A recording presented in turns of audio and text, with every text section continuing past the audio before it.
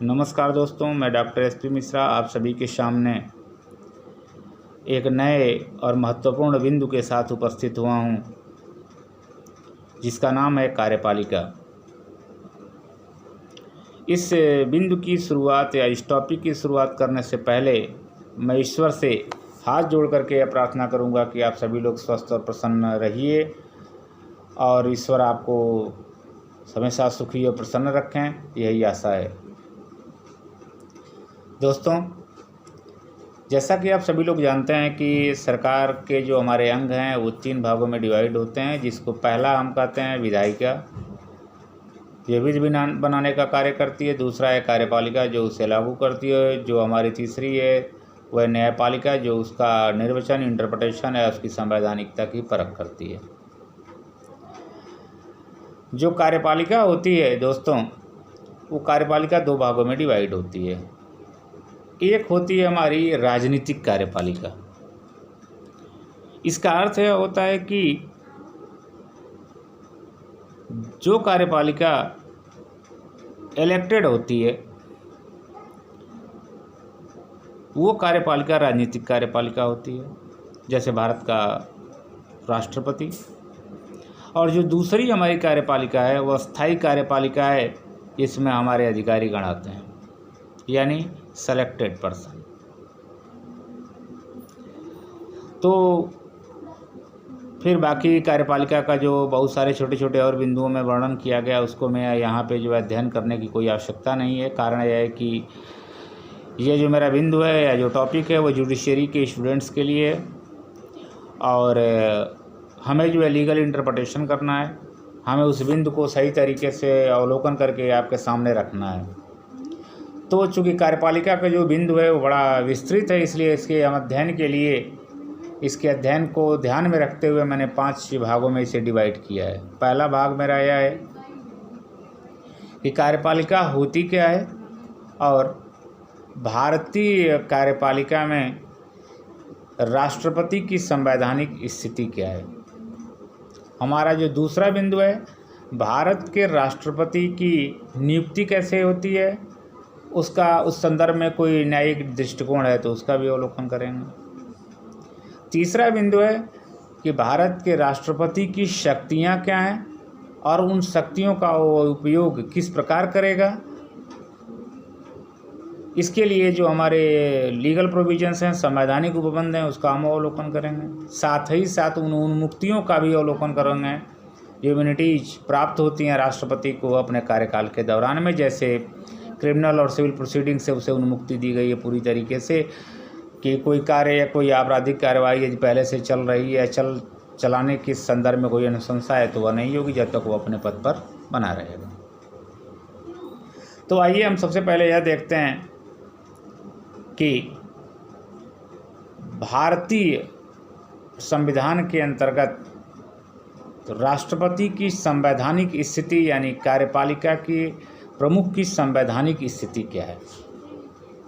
सबसे पहले आप ध्यान दीजिए, according to article 52 word use there shall be a president of India.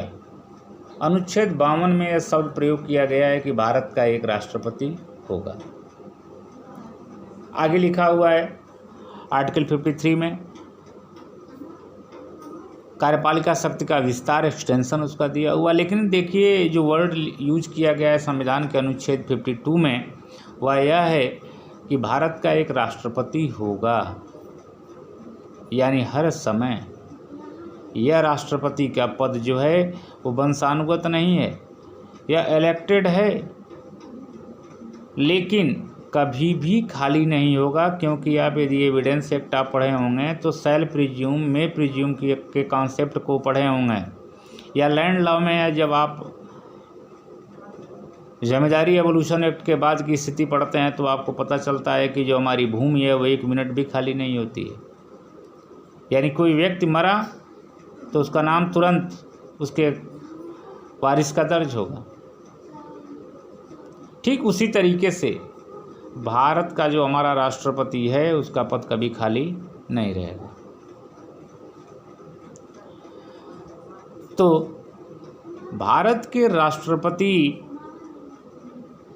का जो कार्यपालिका शक्ति का विस्तार है, एक्सटेंशन है, विस्तारित होती है, वो क्या होती है? अब ध्यान दीजिए इस चीज़ को। लिखा है संविधान के अंतर्गत जब आप जाएंगे कि वह अपनी इस शक्ति का प्रयोग अपने अधीनस्थ अधिकारियों प्राधिकारियों के माध्यम से करेगा। तो इस संदर्भ में यदि हम अवलोकन करते हैं तो भारत के राष्ट्रपति को समझने के लिए हमें अनुच्छेद 52 यानी 52, 53 यानी 53, 73, 74 यानी 74 और 75 का अवलोकन करना होगा। क्या है भाई, आप इसको ध्यान से देखिए।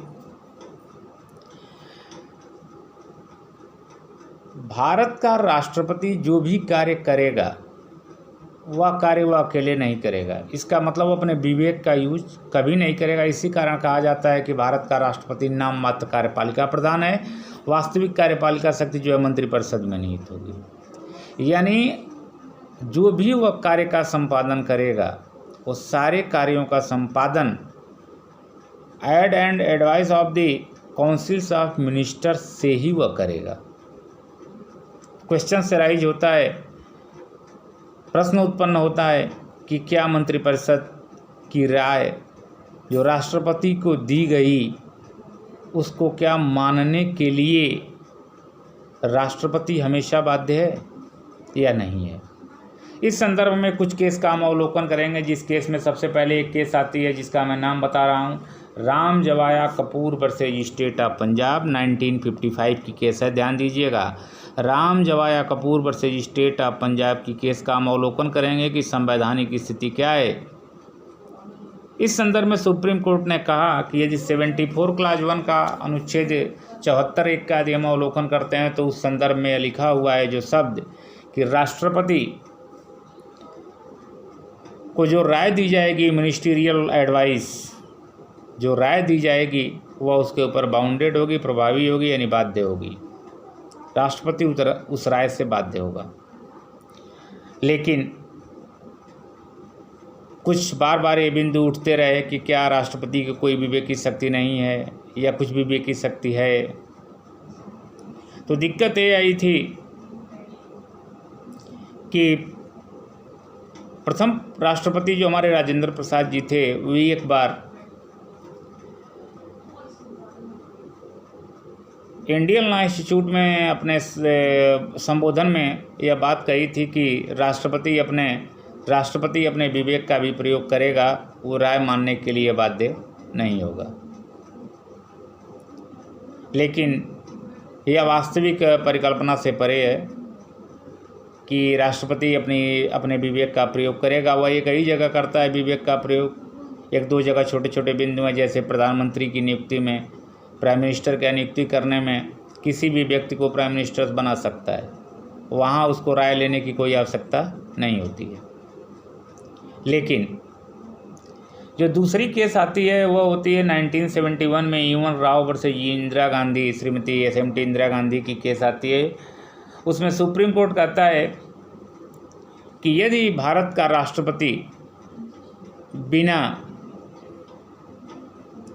ऐड और एडवाइस के अपना कार्य का संपादन कर रहा है तो हमारे संविधान का यानी अनुच्छेद 53 क्लास 1 की भावना का उल्लंघन माना जाएगा और वह असंवैधानिक होगा। यानी आपको बिना राय के काम करना ही नहीं होगा।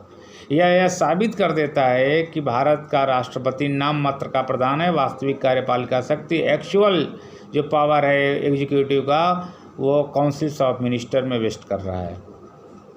फिर आगे केस आती है 1974 में Shamsher Singh versus state of Punjab की, जिसके तहत उपरोक्त हमारा जो जजमेंट है, जो उपरोक्त निर्णय है, उस निर्णय को रेटिफाई कर दिया जाता है माननीय सुप्रीम कोर्ट द्वारा।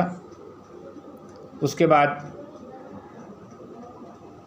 42वां अमेंडमेंट आता है, 42वां संविधान संशोधन होता है।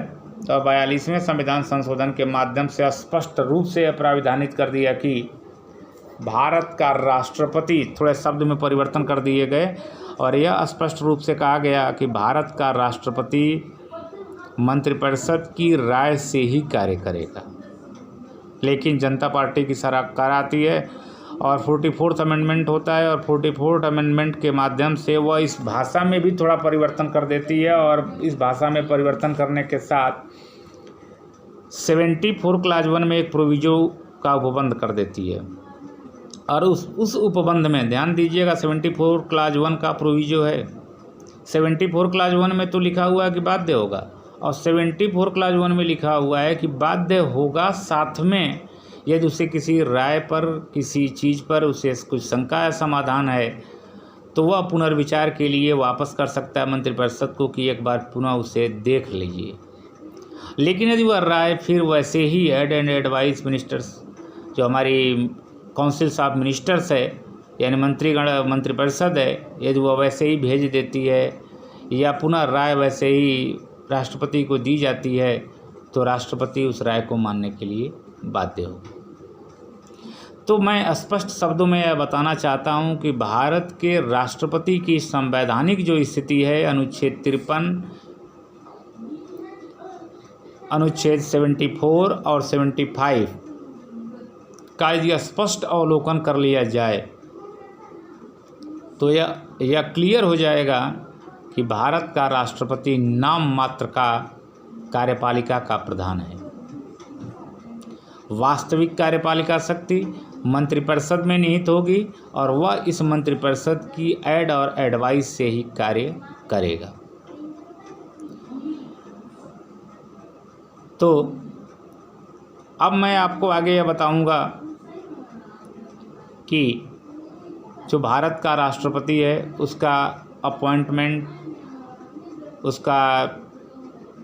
उसकी नियुक्ति होती है या उसका इलेक्शंस होता है, चुनाव होता है, और यदि होता है तो कैसे होता है। तो हम कल बताएंगे कि भारत के राष्ट्रपति का निर्वाचन कैसे होता है, उस निर्वाचन में कौन कौन लोग भाग लेते हैं, पार्टिसिपेट करते हैं। यदि निर्वाचन से संबंधित कोई विवाद राष्ट्रपति या उपराष्ट्रपति के आता है तो उसका निर्धारण कौन करेगा, उसका विनिश्चय कौन करेगा, और राष्ट्रपति के निर्वाचन के संबंध में हमारे क्या अभिमत हैं, राष्ट्रपति के निर्वाचन के लिए कौन कौन सी योग्यताएं चाहिए, ये मैं आपको अगले वीडियो में बताऊंगा। तब तक के लिए आप सभी के साथ एक बार पुनः नमस्कार।